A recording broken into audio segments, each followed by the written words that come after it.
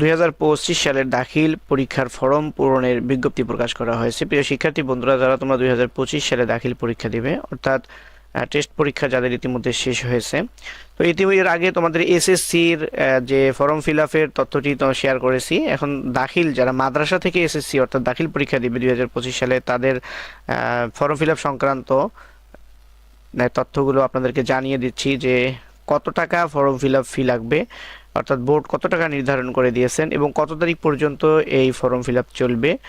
নির্দিষ্ট তারিখের মধ্যে ফর্ম ফিল আপ করতে না পারলে কি করণীয়, তার বিস্তারিত থাকছে আজকের ভিডিওতে। ভিডিওটি স্কিপ না করে শুরু থেকে শেষ পর্যন্ত দেখবেন। তো শিক্ষার্থী বন্ধুরা দেখো তোমরা, এটি 17 নভেম্বর 2024 তারিখে প্রকাশ করা হয়েছে। আর এখানে দেখো প্রতিষ্ঠানের নামে একাধিক ছাত্রছাত্রী থাকতে পারে, সেক্ষেত্রে ফর্ম পূরণের সময় তাদের রেজিস্ট্রেশন নম্বর, ছবি, পিতামাতার নাম মিলিয়ে পরীক্ষার্থী শনাক্ত করতে হবে। এগুলো যাক, এটা হলো প্রতিষ্ঠানের ব্যাপার, অবশ্যই তারা এই বিষয়ে সচেষ্ট থাকবে। আর তোমাদের যেটা কত তারিখ থেকে, অর্থাৎ বিলম্ব ফি সহ 11/12/2024 হতে 14/12/24 পর্যন্ত অনলাইনে ফর্ম পূরণ করা যাবে। এটা হলো বিলম্ব ফি সহ। আর বিলম্ব ফি ছাড়া, অর্থাৎ তোমাদের এই যারা ফর্ম ফিল আপ করতে পারবে তাদের যে সম্ভাব্য তালিকা, অর্থাৎ পরীক্ষার্থীদের সম্ভাব্য তালিকা ওয়েবসাইটে প্রকাশ করা হবে 28শে নভেম্বরে, অর্থাৎ এই মাসের 28 তারিখে সম্ভাব্য তালিকা ওয়েবসাইটে প্রদর্শিত হবে, অর্থাৎ দেয়া হবে, দেখতে পারবে যে কারা ফর্ম ফিল আপ করতে পারবে। উক্ত ও সম্ভাব্য তালিকা হতে 1/12 অর্থাৎ 1 ডিসেম্বর থেকে 9 ডিসেম্বরের মধ্যে ফর্ম ফিল আপ সম্পন্ন করতে হবে।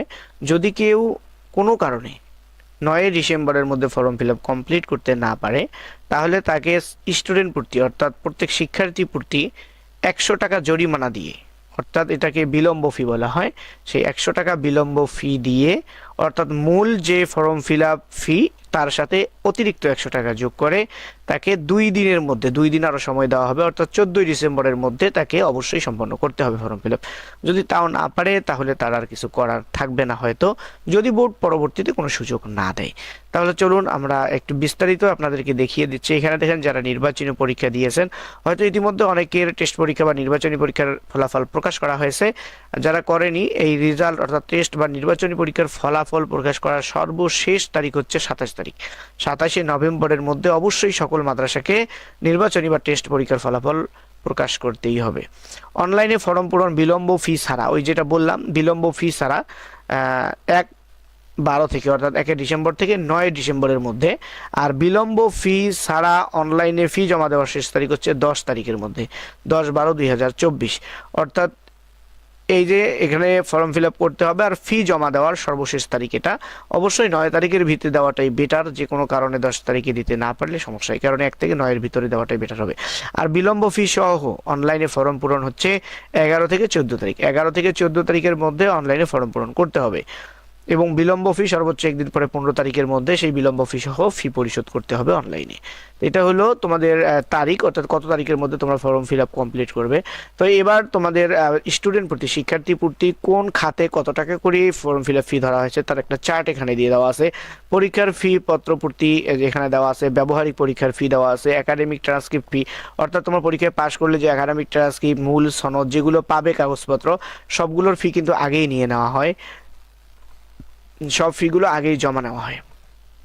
তো আমি তোমাদেরকে এখান থেকে মূল ইয়েটা দেখাচ্ছি। যারা বিজ্ঞান বিভাগ থেকে অর্থাৎ সায়েন্স থেকে দাখিল পরীক্ষা দিবে তাদের জন্য বোর্ড ফি হচ্ছে 1915 টাকা এবং কেন্দ্র ফি স্টুডেন্ট প্রতি, শিক্ষার্থী প্রতি 490 টাকা। মোট একজন শিক্ষার্থীর জন্য এবার ফি ধরা হয়েছে 2405 টাকা, 2405 টাকা। এটা হলো সায়েন্সের জন্য।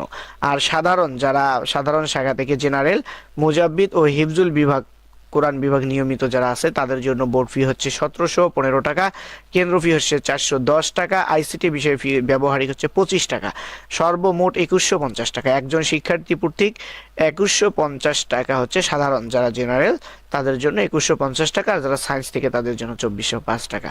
এই হলো তোমাদের বোর্ড নির্ধারিত ফি। এর থেকে অবশ্যই শিক্ষা প্রতিষ্ঠানগুলো কোনো কারণে হয়তো 200-300 টাকা বা 200-100 টাকা বাড়তি ধরতে পারে, কারণ কাজগুলো করতে খরচ হচ্ছে। সেই জন্য যদি 200-100 টাকা বা সামঞ্জস্য নিজস্বতার মধ্যে কিছু বাড়তি ধরে সেটা দোষের কিছু নয়, তবে অতিরিক্ত কোনো কিছু করলে সেটা অবশ্যই গ্রহণযোগ্য নয়। আর বিলম্ব ফি 100 টাকা। যদি শিক্ষার্থী ওই যে 9 তারিখের মধ্যে যদি ফর্ম ফিল আপ করতে না পারে, তাহলে শিক্ষার্থী প্রত্যেক 14 তারিখের মধ্যে প্রত্যেক শিক্ষার্থীর সাথে 100 টাকা যোগ করে 2400, বিজ্ঞান বিভাগ থেকে হলে 2400 থেকে 2505 টাকা হবে, আর সাধারণ থেকে হলে 2250 টাকা হবে, যদি বিলম্ব ফি সহ রেজিস্ট্রেশন ফর্ম ফিল আপ করে আর কি।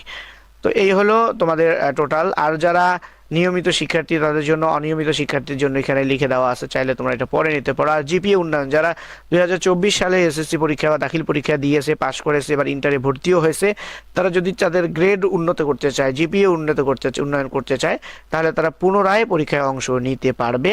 সেটার জন্য নির্দিষ্ট কোনো বিষয়ের জন্য বা নির্দিষ্ট কোনো সাবজেক্টের জন্য, একাধিক সাবজেক্টের জন্য সেটা হতে পারে, সেটার জন্য তারা আলাদাভাবে ফর্ম ফিল আপ করতে পারবে বোর্ডে।